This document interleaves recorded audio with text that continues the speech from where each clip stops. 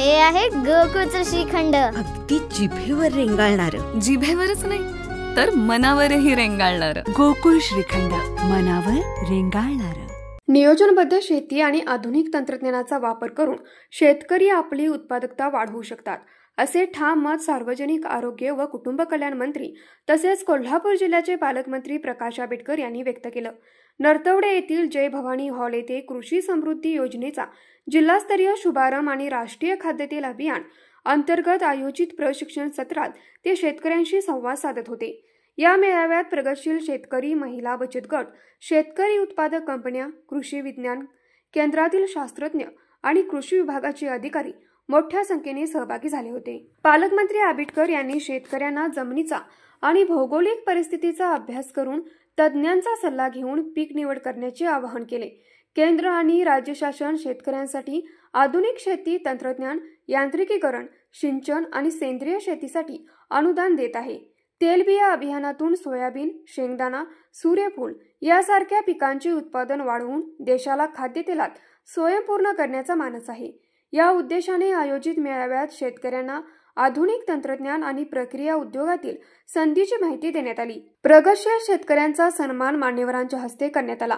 तसेच योजनेची माहिती देणाऱ्या घडीपत्रिका व पुस्तिकेचे अनावरण करण्यात आलं. आंबेडकर यांनी जिल्ह्यातील अनुभवी शेतकऱ्यांचे मार्गदर्शन घेऊन शेतीला प्रगतीपथावर नेण्याचे आवाहन कृषी विभागाला केलं.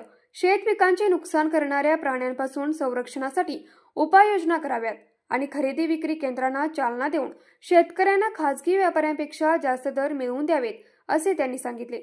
अतिवृष्टीग्रस्त शेतकऱ्यांचे पंचनामे पारदर्शकपणे करून एकही शेतकरी मदतीपासून वंचित राहणार नाही याची खबरदारी घेण्याच्या सूचनाही त्यांनी दिल्या. कृषी तंत्रज्ञान, यंत्रे आणि प्रक्रिया उद्योगाशी संबंधित पदार्थांचे स्टॉल्स मेळाव्याचे आकर्षण ठरले. कृषी समृद्धी योजनेअंतर्गत शेतकऱ्यांना आधुनिक शेतीच्या दिशेने वाटचाल करण्याची संधी मिळाली असून तेलबिया अभियानामुळे देशाच्या खाद्यतेल स्वयंपूर्णतेचे स्वप्न साकार होईल, असा विश्वास या मेळाव्यातून व्यक्त झाला. विभागीय कृषी सहसंचालक बसवराज मास्तोडी यांनी मेळाव्याचे प्रास्ताविक केले.